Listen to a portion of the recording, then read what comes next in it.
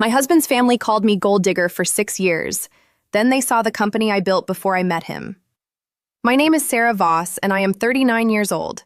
6 years ago, my mother-in-law Patricia stood in my wedding reception in a cream-colored dress she had specifically chosen to be mistaken for white, clinked her champagne glass, and gave a toast that lasted 4 minutes and 40 seconds. I know because my maid of honor timed it on her phone under the table. Patricia talked about her son Daniel's accomplishments for 3 minutes and 50 seconds. She talked about me for 50 seconds. In those 50 seconds, she mentioned that Daniel had always had expensive taste, that she hoped I understood the responsibility of marrying into a family like theirs, and that she was sure I would work hard to be worthy of what he was offering. She did not mention my name once. 200 people heard that toast. My mother sat in the third row and kept her face perfectly still, which is what my mother does when she is so angry she doesn't trust her own expression. My father refilled his wine glass. My best friend Claudia, who had timed the toast on her phone, leaned over and whispered, "Say the word and I will absolutely cause a scene." I said nothing. I smiled. I cut the cake.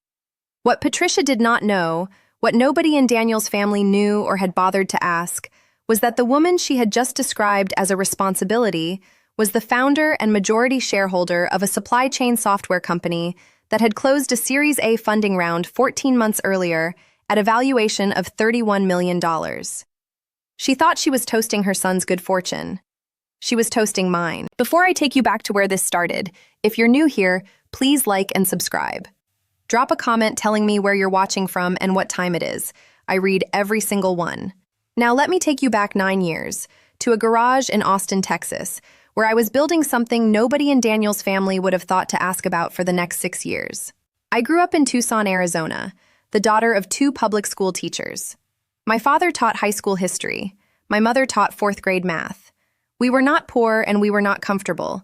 We were the specific kind of middle that means you learn early to make things work with what you have. I was good at systems. Not computers exactly, not in the way people mean when they say someone is technical. I was good at looking at the way things moved.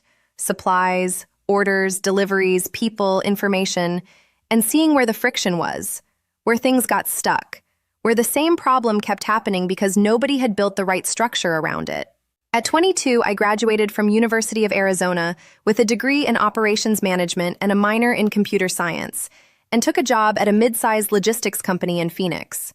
I spent 3 years watching a warehouse management system that had been outdated since 2008 cause the same 4 problems every single week.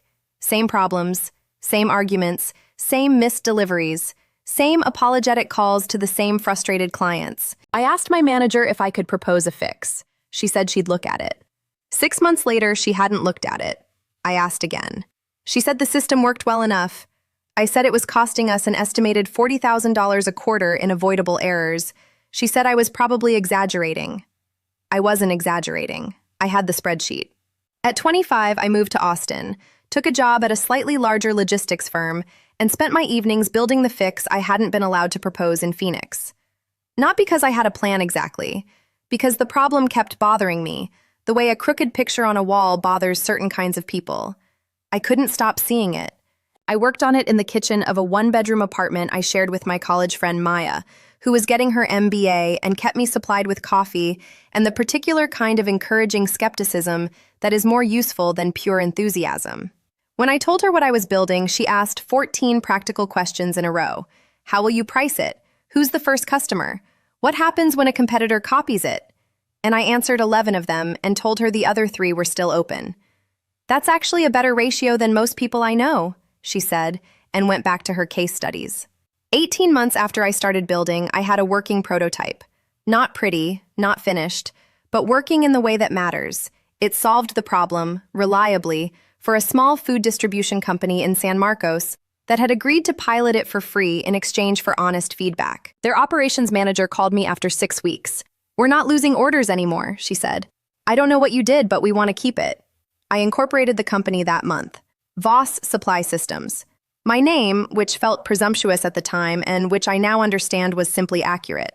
I was 27 years old, I had 1 client, 1 employee who was Maya working part-time for equity, and a company valued at exactly nothing.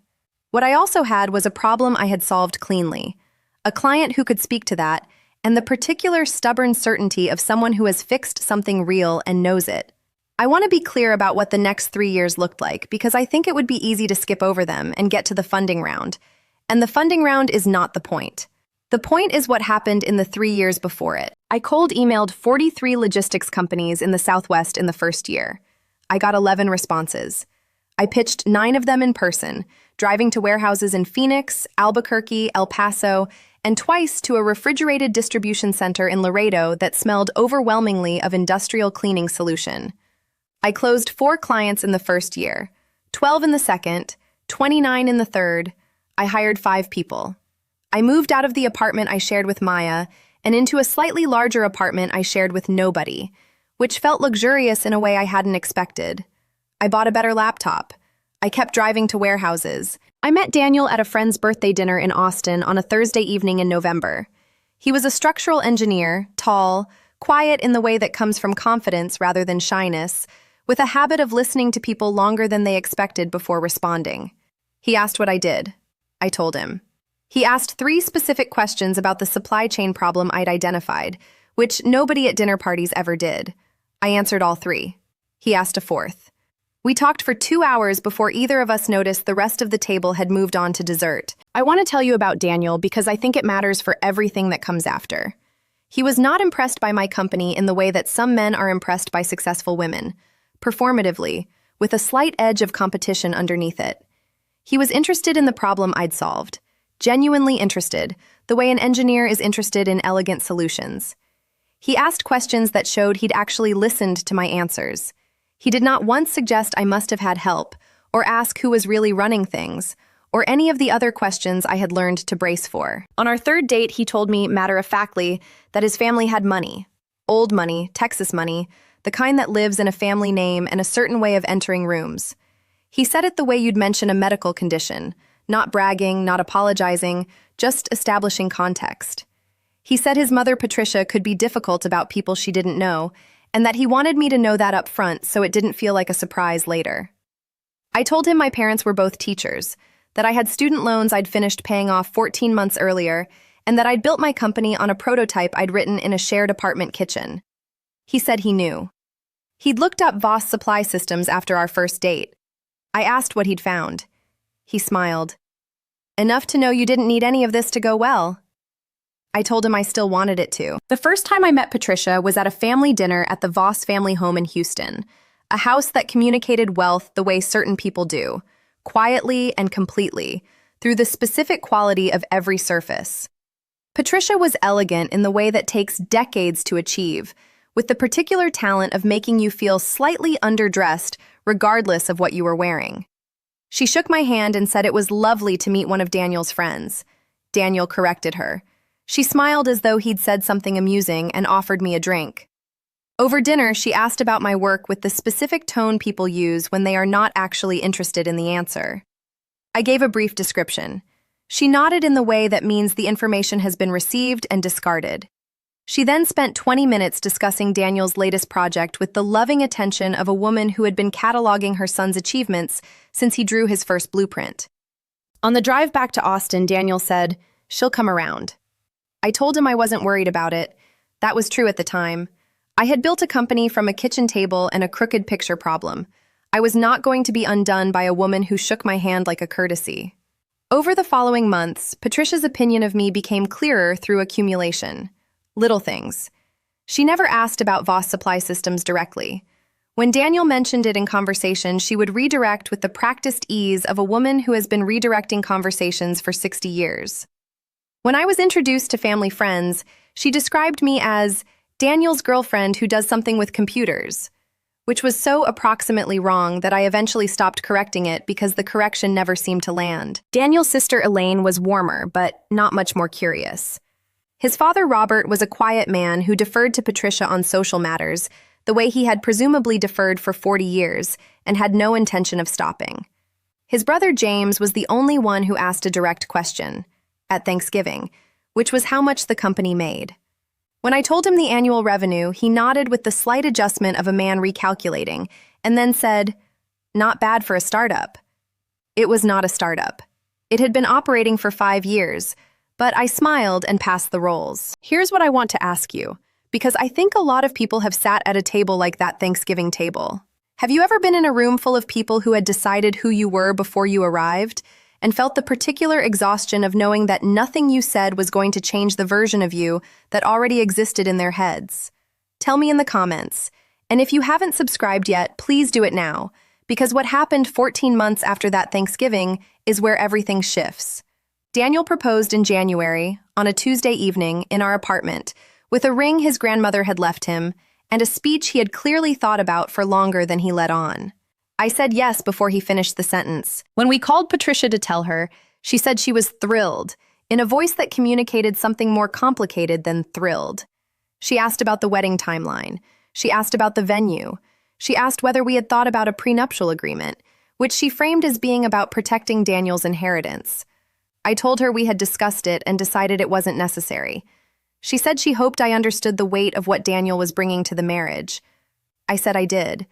What I did not say, because it was not the right moment and because I had spent 6 years watching Patricia and knew that the right moment with her would probably never arrive, was that 14 months earlier, Voss Supply Systems had closed a Series A funding round at a valuation of $31 million. That I held 53% of the company.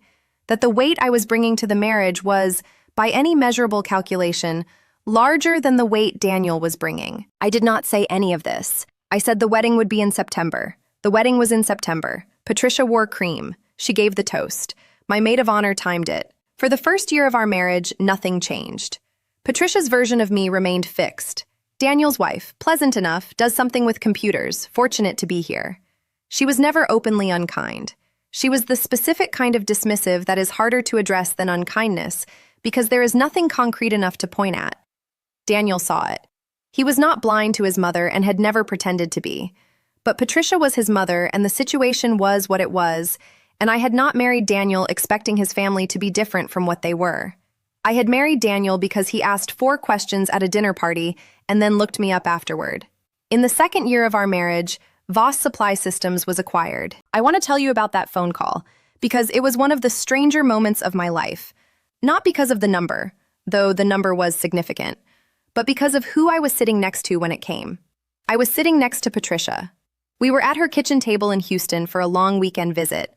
Daniel was in the other room on a work call, and Patricia was showing me photographs from a family trip she and Robert had taken to Nantucket the previous summer. She was describing a restaurant they'd eaten at when my phone rang. I apologized and checked the screen. It was my attorney. I excused myself and took the call in the hallway. The acquisition had been in negotiation for 4 months. The final terms had been agreed upon 2 days earlier. The call was confirmation that everything had been signed and recorded. Final acquisition price, net of fees and obligations, resulted in a personal payout to me as majority shareholder of $44 million. I stood in Patricia's hallway for a moment after the call ended. Then I walked back to the kitchen table and sat down and looked at the photograph of the Nantucket restaurant Patricia was holding. "Everything all right?" she asked. "Yes," I said. "Sorry about that. You were saying the fish was good?" She looked at me for a fraction of a second longer than usual. Then she continued about the fish. Daniel came in 20 minutes later, and I caught his eye across the kitchen, and he read my face the way he had learned to read my face over 3 years together, and he excused us both, and we went upstairs, and I told him. He sat on the edge of the bed for a long moment. Then he said, "You built that from a kitchen table." "Maya's kitchen table," I said, "technically." He laughed. Then he pulled me into a hug that lasted longer than most of our hugs and said, quietly into my hair, "I am so proud of you." That was enough. That was actually the whole thing right there. I didn't need Patricia's kitchen table to know about it. I didn't need the number announced. I had Daniel, and I had the thing I had built, and both of those were already mine. We told his family at dinner that evening. I want to describe that dinner carefully because it is the center of this story, and I don't want to rush past it. Daniel told them. Not me, Daniel. He said that he had some news about Voss Supply Systems, Sera's company, and that the company had been acquired today. He said the acquisition price and my payout clearly, in plain language, without softening the number or building up to it. He was matter-of-fact the way engineers are matter-of-fact, which is the only way to deliver information like that with dignity intact. The table was quiet for a moment. Robert looked at me with an expression I hadn't seen from him before. Genuine surprise, the kind that arrives before a person has time to compose it into something more socially acceptable. Elaine said, "Wait, you built that? From the beginning?" "Yes," I said, "from the beginning." James, who had told me at Thanksgiving 6 years earlier that it was not bad for a startup, put his fork down. Patricia said nothing for what felt like a long time but was probably 10 seconds. Then she looked at me, really looked at me, for what I think was the first time in 6 years, and said, "I didn't know." "I know," I said. "I didn't know any of that," she said again, more quietly. "Daniel mentioned the company, but I never—" She stopped. "I didn't ask."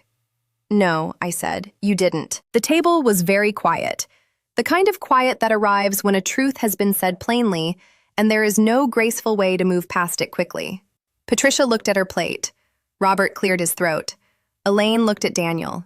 Daniel looked at me. I didn't say anything else. I didn't need to. Dinner continued. The food was eaten, wine was poured. Someone eventually changed the subject to Elaine's upcoming renovation, and the conversation moved the way conversations move when they need somewhere else to go. But something had shifted in that room. I felt it the way you feel a change in air pressure. Not dramatically, just undeniably. After dinner, Patricia found me alone in the kitchen while I was rinsing glasses. She stood for a moment without speaking, which was unusual. Patricia almost always knew exactly what to say. "I owe you an apology," she said finally. I set down the glass I was rinsing and turned around. "I made assumptions about you," she said. "I made them early, and I kept making them, and I didn't look for reasons to change them." She held my gaze in a way that cost her something. I could see it costing her. That wasn't fair. I looked at her for a moment, at this woman who had worn cream to my wedding and given a 4-minute toast that didn't include my name once, who had described me to family friends as someone who does something with computers for 6 years, who had asked about a prenuptial agreement to protect her son from me. I want to be honest about what I felt in that moment because I think it matters. I did not feel triumphant. I did not feel vindicated in the way I had sometimes, privately, imagined I might feel if something like this ever happened. I felt tired. The particular tiredness of someone who has been carrying something for a long time and has just been offered the chance to set it down. "Thank you for saying that," I said. Patricia nodded once. She picked up a dish towel and began drying the glasses I had rinsed, quietly, without being asked. We stood there in her kitchen for a few minutes, drying glasses together, not talking. It wasn't comfortable exactly, but it was real, which was more than most of the previous 6 years had been. I don't want to tell you that Patricia became a different person after that evening. She didn't. She was still a woman who had spent 60 years being a certain way, and 60 years is a long time to be anything. But something had cracked open, and things that crack open let light in differently than they did before. She asked about the company after that, not performatively, actually. She asked what problem it had solved and how I had known it was worth solving. I told her about the warehouse in Phoenix, the $40,000 a quarter in avoidable errors, the spreadsheet my manager had declined to look at. She listened with the attention of someone who is recalculating something important. She introduced me differently after that. At a family gathering the following spring, I heard her say to someone I didn't know, "This is Sera, Daniel's wife. She built a software company and sold it last year." She said it simply, the way you state a fact you consider important. It was the first time she had introduced me with my own sentence. I called my mother that evening from the car. I told her what Patricia had said. My mother, who had sat in the third row of my wedding reception with a perfectly still face while a 4-minute toast failed to mention her daughter's name, was quiet for a moment. Then she said, "Well, it only took 6 years and $44 million. I laughed harder than I had in months. Here's what I want to tell you, because I think it's the part of this story that actually matters more than the acquisition price. I did not build Voss Supply Systems to prove anything to Patricia. I built it because a problem kept bothering me like a crooked picture on a wall, and I am the kind of person who straightens pictures. The company existed for years before Patricia's opinion of it was ever relevant to anything. It would have existed regardless of whether she approved of it, regardless of whether she knew about it, regardless of whether she ever looked up from her Nantucket photographs long enough to ask. That's the thing about building something real. It doesn't need an audience to be real. It just needs to work. Patricia's apology mattered to me. I want to be honest about that. Not because I needed her validation. I had spent 6 years not needing it and had been fine. But because apologies, when they're real, are a form of respect. And being respected by someone who had spent 6 years not quite seeing you is its own particular thing, small and significant at the same time. I am still married to Daniel, who still asks 4 specific questions before responding to anything, who still reads my face from across rooms, who said you built that from a kitchen table with the exact right emphasis on the word you. Maya is now Voss Supply Systems COO under the acquiring company, which was the non-negotiable term I brought to every acquisition conversation, and which the acquiring company eventually agreed to because they wanted the company enough to agree to it. The acquiring company, incidentally, is a firm whose board Daniel's family has a long-standing relationship with. Patricia found that out 6 months after the acquisition closed, through the particular small world channels that old Texas money tends to travel. She called me to mention it. Not to take credit, to acknowledge the irony, which I thought was its own kind of growth. I told her I had known when I signed. There was a pause. Then she said, "Of course you did." And for the first time in 6 years, she sounded like she meant it as a compliment. If you've ever built something real while someone nearby was busy deciding you weren't capable of it, I want to hear about it. Tell me in the comments. I read every single one. And if this story meant something to you, share it with someone who's been underestimated by the people who were supposed to see them clearly. Sometimes, the most powerful thing you can do is simply keep building, quietly, until the thing you built speaks for itself. Subscribe if you haven't yet. I'll see you in the next one.